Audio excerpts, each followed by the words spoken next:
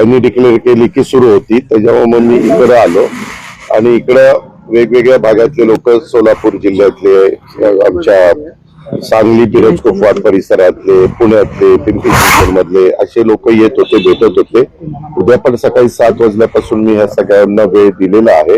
काहींना कुठल्या प्रभागाच्या बद्दल काही सांगायचंय, काहींचं वेगवेगळी मतं.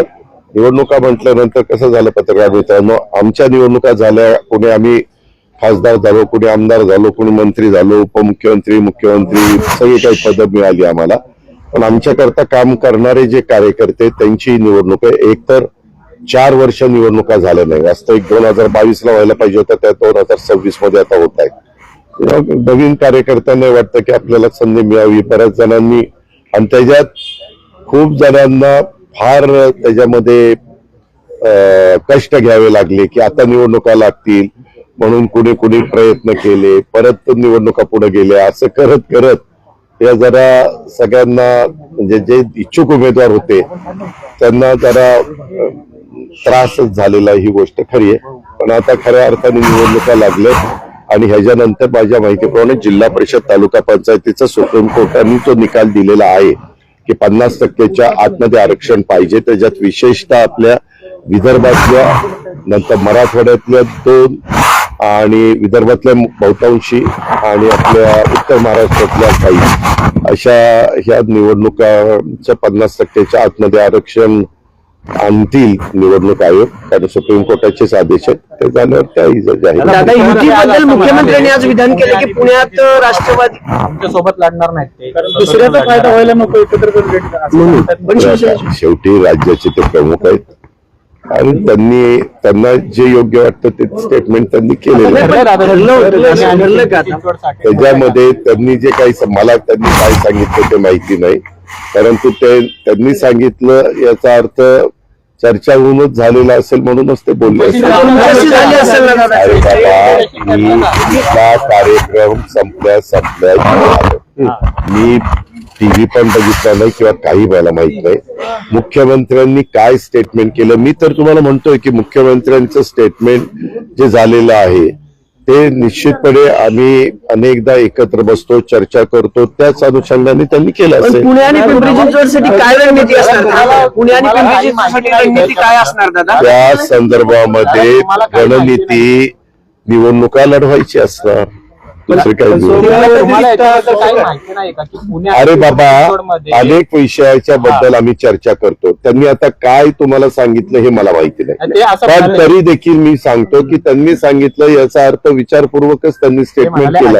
यांच्याशी आमची चर्चा झालेली आहे, पुणे आणि पिंपरी चिंचवड मध्ये आम्ही एकत्र लढणार नाही असं ते म्हणत. ठीक आहे, बरोबर. दुसरं ऑप्शन आपल्याकडे पवार साहेबांसोबत युती करणार का? राष्ट्रवादीची युती, दोन्ही राष्ट्रवादीची युती. बाबा, आता निवडणूक जाहीर झाली, तुला काय कळ, जरा कळ काढ, जरा कळ काढ, पेशन्स ठेव सारखं. त्यामध्ये ऐक ना, आता 4 वाजता का 5 वाजता डिक्लेअर झालंय, आता सगळीकडे त्याचा बोबाटा झालेला आहे. आता बरेच जण वेगवेगळ्या ठिकाणी उमेदवारी मागण्याचा प्रयत्न करतायत आणि वेगवेगळे पक्ष कसे प्रभात स्ट्रॉंग होतील अशा प्रकारचा प्रयत्न करतायत.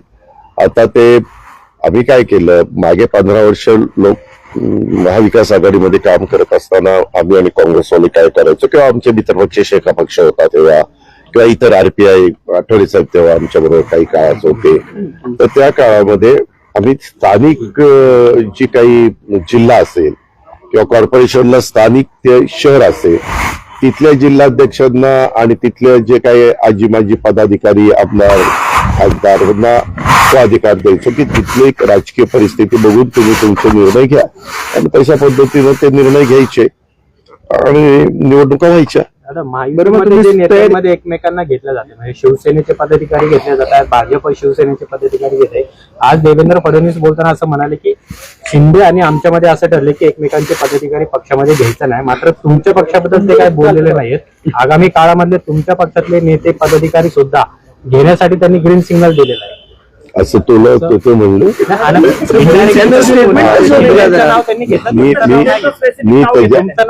मी त्याच्यामध्ये त्यांच्याशी बोलीन की बाबा असं पत्रकार मित्र विचारत होते, कारण माझं त्यांचं बोलणं काल आम्ही दोघे जण नागपूरहून येताना त्याच्या संदर्भामध्ये काही बोलणं झालेलं आहे, परंतु त्यांनी काय बोलावं तुमच्या समोर हा त्यांचा सर्वस्वी अधिकार आहे.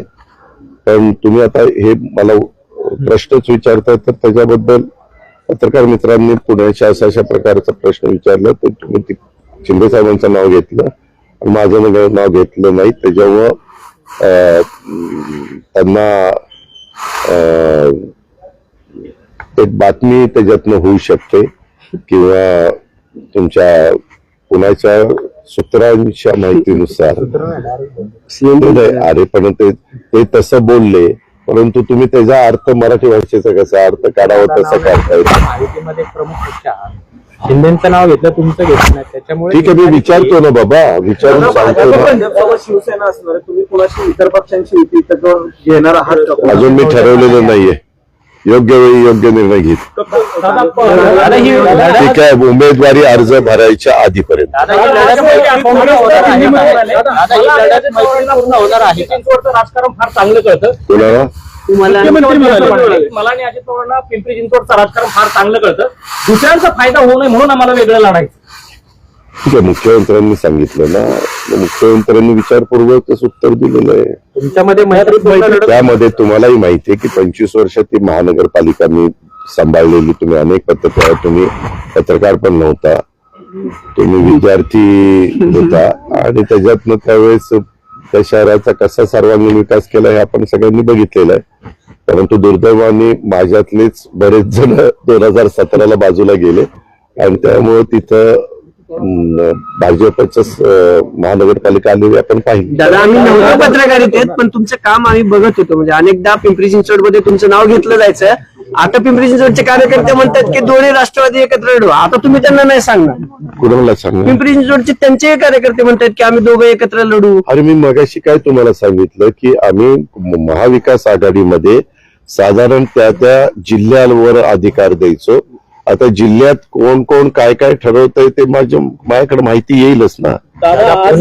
दिल्लीत काँग्रेसचा मोर्चा निघाला होता वोट चोरीच्या विरोधात. त्या मोर्चामध्ये मोदी तेरी कबर खोदेगी, आज नाही तो कल खोदेगी, अशा प्रकारच्या घोषणा देण्यात आल्या.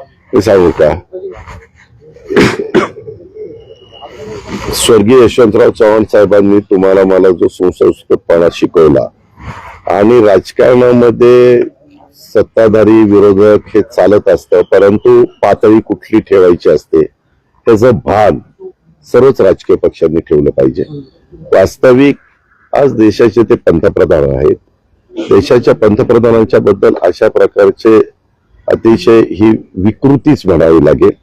विकृत भाषा वापरायची, विकृतपणा दाखवायचा हे काही बरोबर नाहीये. ही आपल्या भारताची संस्कृती नाही, ही आपल्या भारताची परंपरा नाहीये. त्याचे वास्तविक त्यांनी हे जे कोणी वक्तव्य केलं त्याच्याबद्दल ताबडतोब त्या पक्षाच्या लोकांनी सांगितलं पाहिजे, त्याच्याबद्दल माफी मागितली पाहिजे, दिलगिरी व्यक्त केली पाहिजे. आणि अशा वक्तव्याशी आम्ही अजिबात सहमत नाहीये. शेवटी ते देशाच्या 140 कोटी जनतेचे पंतप्रधान आहेत, त्यांचा आदर आपण सगळ्यांनी दादा केला. दोन्ही ठाकरे एकत्र जर आले महापालिकेत अनेक ठिकाणी मुंबई असेल पुणे असेल दोन्ही ठाकरे बंधू एकत्र आल्यानंतर महायुतीला तोटा होईल असं बोललं जाते. तुम्हाला वाटतं असेसमेंट काय तुमचं? महायुतीला तोटा होईल असं बोललं जाते जर दोन्ही ठाकरे नुकसान होईल.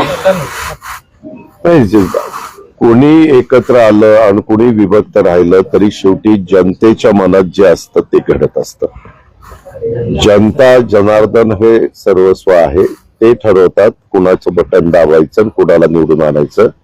काय होतं, मी अलीकडे एक बघितलं की निवडून एखादा पक्ष आला आणि त्यांना योग्य वाटलं तर ते म्हणतात की हे चांगलंय, काय तुमचं ईव्हीएम चांगलंय. अरे काय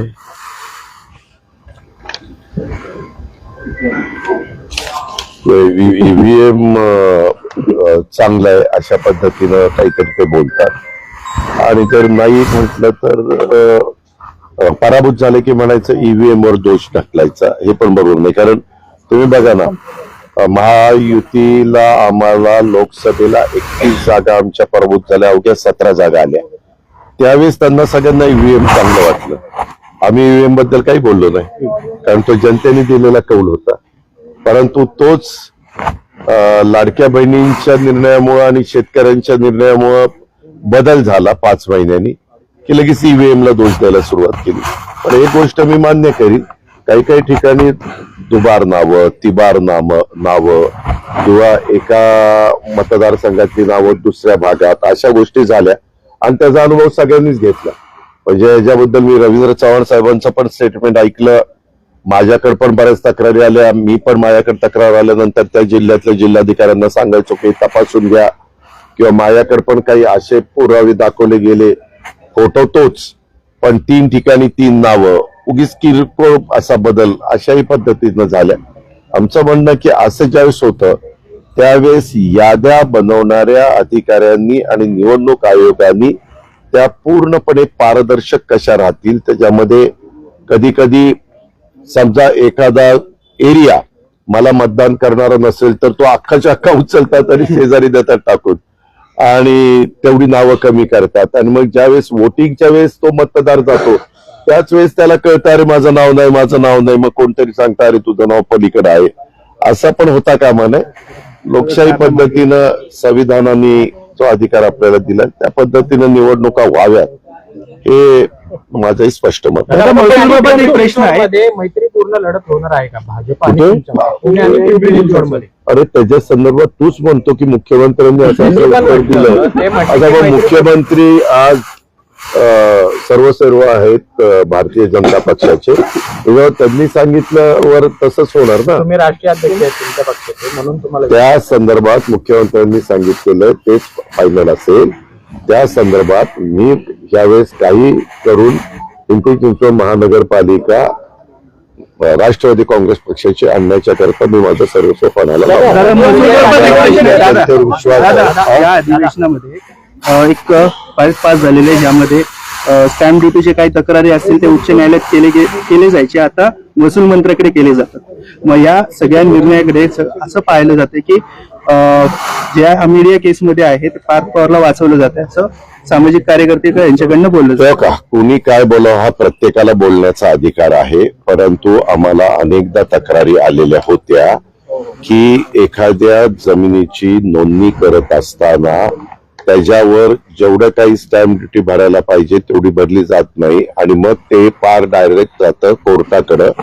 वास्तविक सहकारामध्ये जसं एखादी गोष्ट त्या खात्याच्या वरिष्ठ अधिकाऱ्यांनी वेगळी काही केली तर त्याच्याबद्दल मंत्र्यांना हेरिंग घेण्याचा अधिकार असतो, तो अधिकार ठेवला. आणि त्याच्यानंतर त्यांनी कुठलाही निर्णय दिला तर महसूल मंत्र्यांच्या निर्णयाच्या विरोधात तुम्हाला हायकोर्टामध्ये जाण्याचा अधिकार आहेच.